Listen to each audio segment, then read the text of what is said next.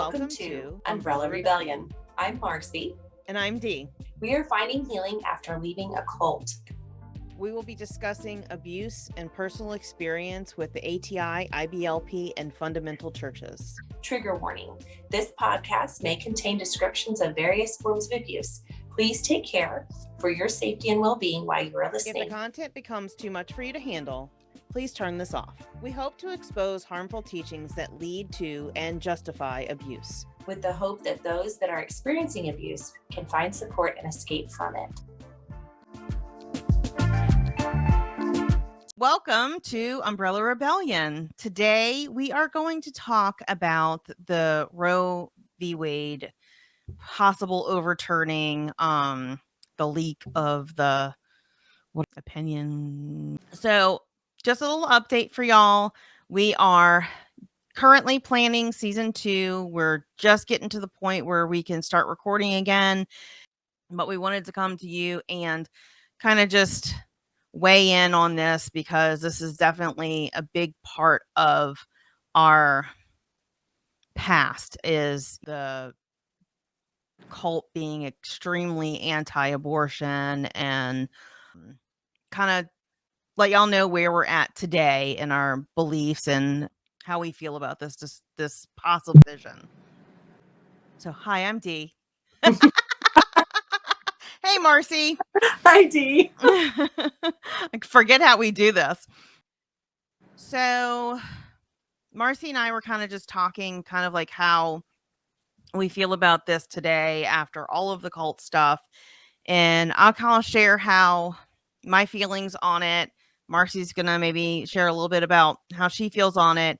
And then I'm going to kind of compile some of the statistics that I think are important and kind of what we feel like the solution to this dilemma that we have in our country, the United States, and this abortion rights possibly being overturned. So to start, I am what I would consider, I'm personally a pro-life person.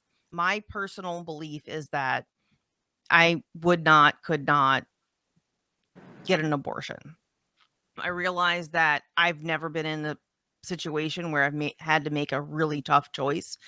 So I say that with a lot of privilege behind my decision with that. And the other thing is I'm also unable to have children anymore because I have been able to get that resolved medically.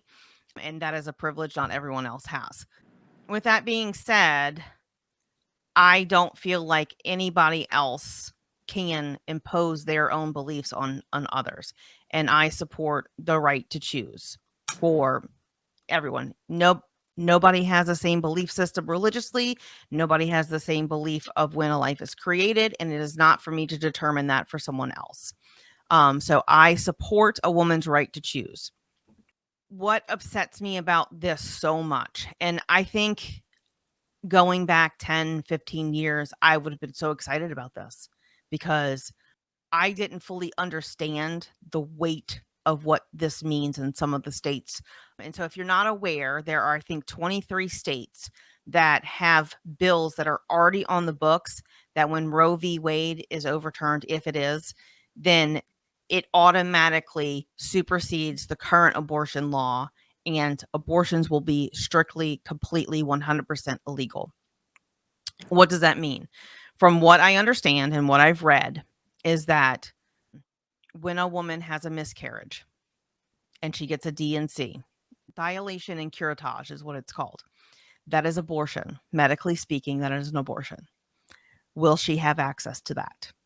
My mother-in-law was talking to me today, someone that she knows back in, I don't know, 70s, possibly. I don't know exactly what year.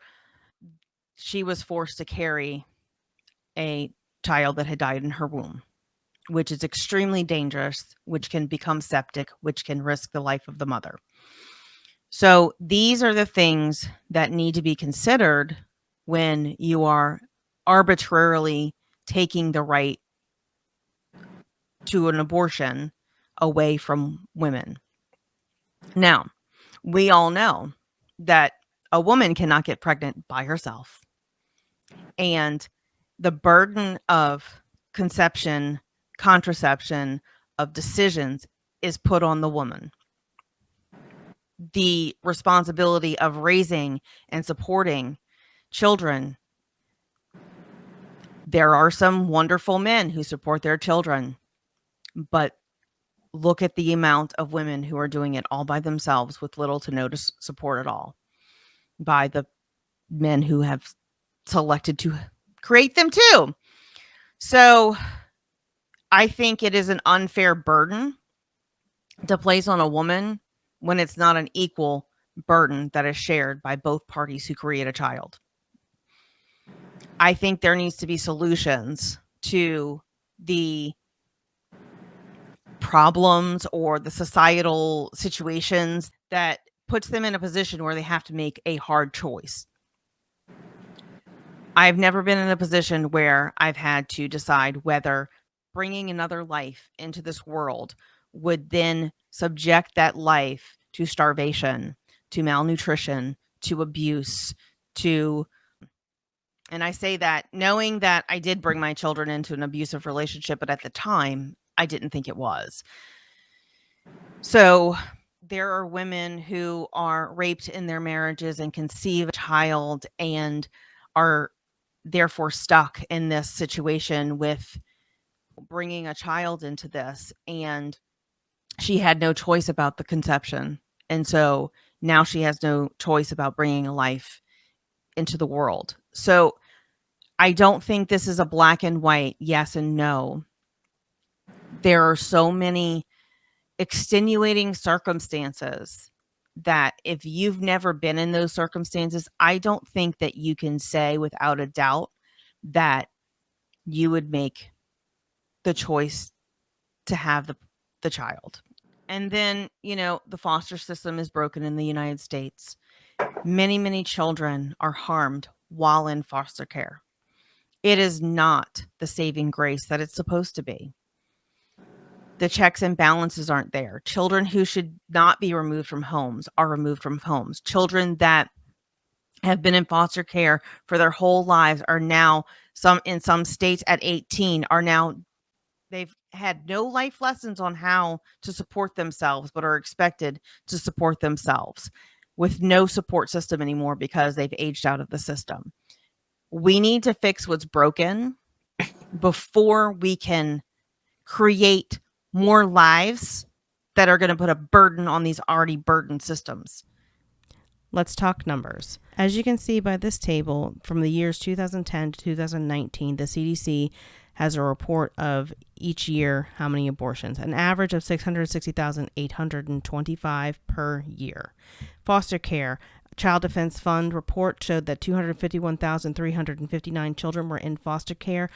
That was out of a total of 651,505 abuse or neglect cases reported. A Johns Hopkins University study of a group of foster children in Maryland found that children in foster care are 4 times more likely to be sexually abused than their peers not in this setting, and children in group homes are 28 times more likely to be abused. Oregon and Washington State study determined that almost 1/3 of foster children reported abuse by a foster parent or another adult in the home. Researchers of a study of investigations of abuse in the New Jersey foster homes concluded that no assurances can be given that any foster child in the state is safe. Per the Child Defense Fund, 41% of the children in foster care are under the age of 6. They spend an average of 19.6 months in foster care, and 14% spend 3 or more years in the system. Also, according to the report in 2019, 47% were reunited with their families, which is the lowest percentage ever recorded. 20,445 children aged out of the system. 26% were adopted, which is the highest percentage recorded, 64,415 children total, and 122,216 children were awaiting adoption in 2019. National Child Mistreatment Statistics. I have a bunch of information listed here. If you're listening on the audio, you can go to the YouTube channel and see I have like a slideshow that I just showed to the viewers. I would suggest pausing this if you want to read through this information. I will also list links in the description. This episode is sponsored by BetterHelp. Have you been struggling lately? Maybe you're having difficulty in relationships or with difficult thoughts, feelings.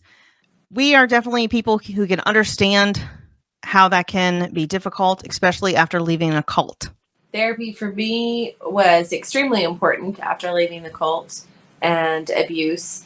And it was difficult to find time to get to one where you scheduled an appointment, you had to drive there, you had to leave work. I think with BetterHelp, this sounds amazing because you can schedule it around your appointments or work or children. Children was a thing for me. And something that I liked about that they said was available was that you could text message a counselor. There were multiple times where I would get triggered and have panic issues and things like that, where it would have been really nice to be able to just message someone and have them talk me through that moment. If you can relate to this need, then BetterHelp wants to help you today. BetterHelp offers licensed therapists who are trained to listen to help you. Talk to your therapist in private, online environment at your convenience. You just need to fill out a questionnaire to help assess your specific needs, and then you get matched with your therapist in under 48 hours. Then you schedule secure video and phone sessions. Plus, you can exchange unlimited messages, and everything you share is completely confidential. You can request a new therapist at no additional charge anytime. And as Marcy and I have experienced, sometimes each therapist is not the best fit that we've seen, or we get to a point where we need somebody that can help us with a different aspect of our recovery. And so I've been to multiple therapists as well. Yes, I have too. I went to a therapist for the abuse. I went to a therapist for the cult. And I've had to go through several to find the right one that was the best fit. Join the 2 million plus people who have taken charge of their mental health with an experienced BetterHelp therapist. We have a special offer to Umbrella Rebellion listeners. Get 10% off your first month at betterhelp.com/Umbrella Rebellion. That's betterhelp.com/Umbrella Rebellion. Thanks again to BetterHelp for sponsoring this episode. So when these hundreds of thousands of children are born now, because they are no longer allowed to be aborted, what is going to happen to them? Mm-hmm. Do we not care about them after they're born? You know, I was talking to somebody the other day. My personal belief is that if a child has not been born and they have a soul when they're created, they would be with Jesus. They had no consent in the situation. So would it be better for these babies to be with Jesus, in my belief system, than an abusive situation, being raped and beaten? And I think there was 3 children I've seen news stories of lately that were murdered by their own parents.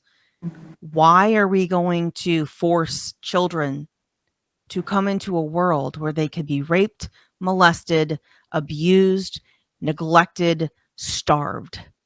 We have to solve the problems that harm children when they are in this world before we can prevent a service that people use in mostly low income situations where they're struggling to support children. Or when they know that they're being abused and they don't want to bring a child into that, you know? So that's where I'm at with it. We have to solve the problems that cause harm to children when they are born and in their lives before we can make this illegal. And we also have to have provisions for life-threatening medical intervention for women. Is a woman's life not as valuable as the unborn child? So you would choose to kill a woman and have a dead baby too. You're not going to get the results that you want anyway when in all situations when you completely ban it altogether. And there are going to be, again, out of necessity and desperation, places who are going to do it on the black market, and it's going to cause harm to women. And the men get to go out and continue with no worries, no cares. I'm not saying that, men don't care about their children that aren't born. I'm just saying, like, the burden of that decision and the burden of the health consequences do not affect men. Mhm. And Well, this is your most vulnerable population that would be seeking out these things or that would need help, um, even, finding alternative, abortion or whatever, isn't going to be the ones that the dad's going to stick around and help. They're going to be the ones that walk away with that more vulnerable population. So, right. or the unwanted ones conceived out of rape or abuse. So, Yeah. So, I mean, I'm sorry, I kind of just like went on a tangent there. no, it was good. I mean, it covered a lot of the things that I probably would have said as well. I'm pretty much tracked right along with that. I'm consider myself pro-life. I do not agree with abortion just for abortion, but I also think that whenever you put black and white decisions into a very complicated thing like like abortions and birth control and medical, and there's so many different kinds of medical things that can go wrong with pregnancy and with kids and stuff, that you can't have a black and white law. It just, you can't say yes or no. There has to be provisions, there has to be ways to keep the woman safe. Like you said with the DNCs, where they miscarried, the baby was already gone, that there was no baby to save, but still needed what the medical world sees as an abortion, just to make sure she was okay. There is no reason Right. to put a woman's life in danger just because you can't get the procedure because it's medically under that designation. And also, I am absolutely pro choice as well. I land in the middle. I don't want to take away anyone's ability to choose. So, yes, I don't want babies aborted, or I want to be pro life and make sure that we protect that. But at the same time, at some point, that choice is that person's to make. And that responsibility lands on their shoulders.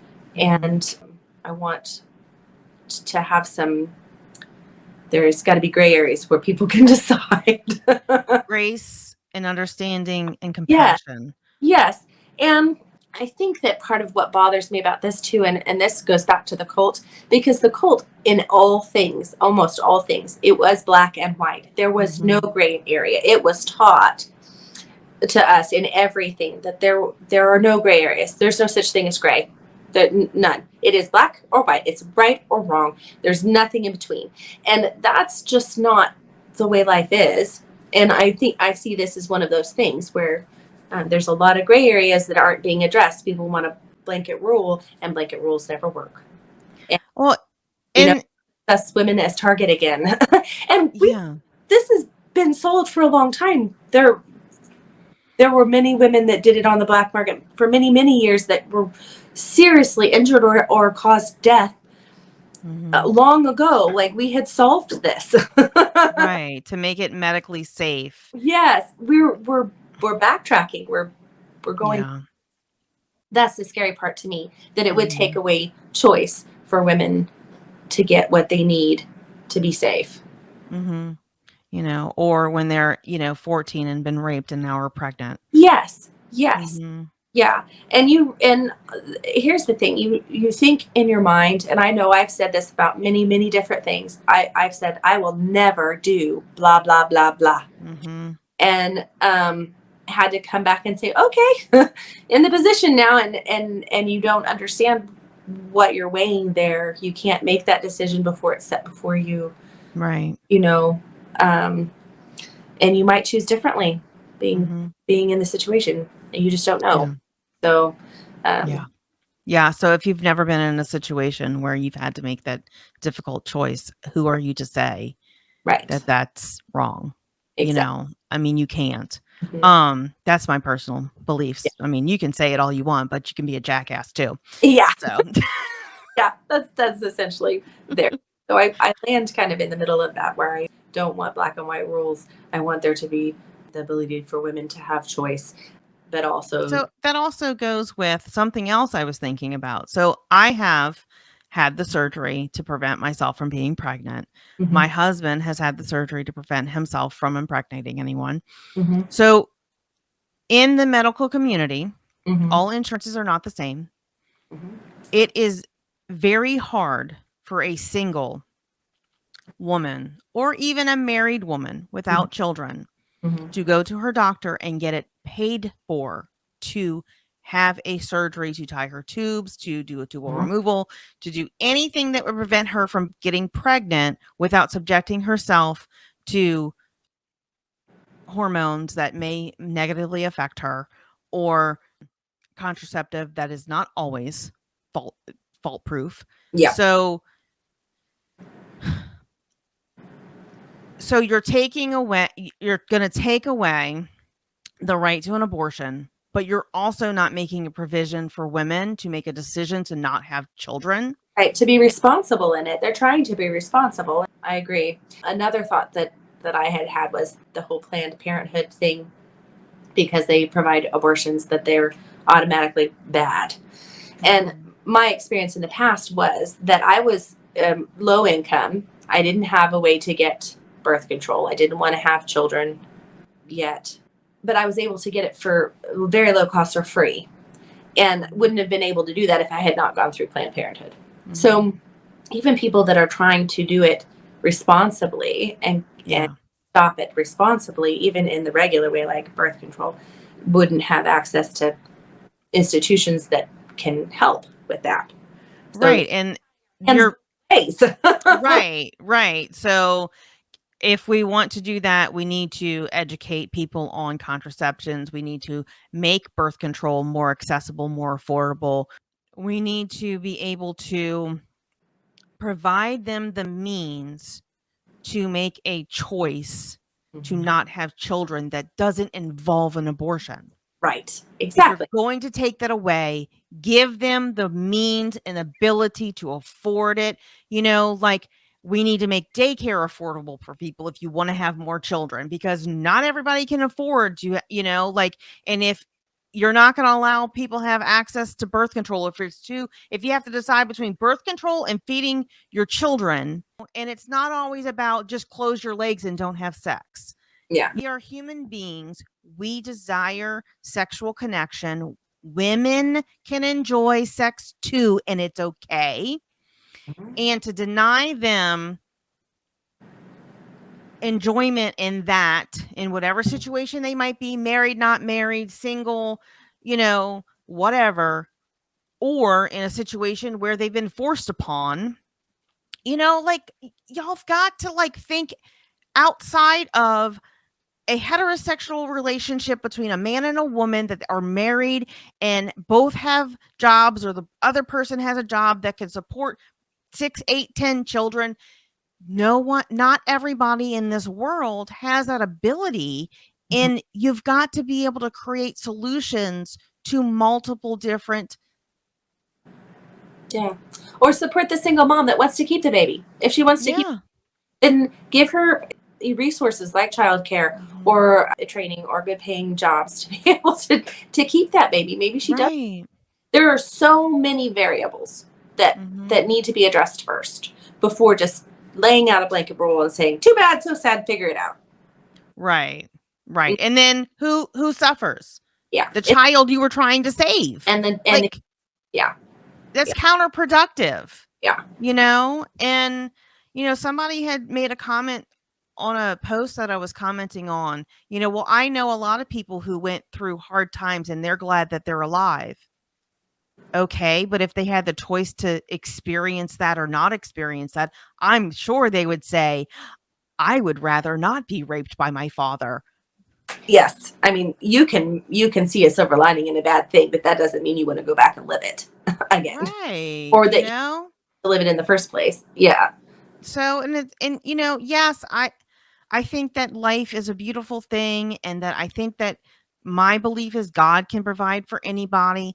But if you've never been in a situation where you're deciding between going to work or leaving your toddler home alone and then not having a job because you didn't show up because you don't have childcare, you've never been in a situation where you've had to worry about that. You have no right to make that decision for someone who's in that situation. I think maybe that's the point. I think that Yeah. people that are making this decision, the people that are putting these laws out there and that are moving these things forward, the people that are supporting them in that type of thing, have never been there.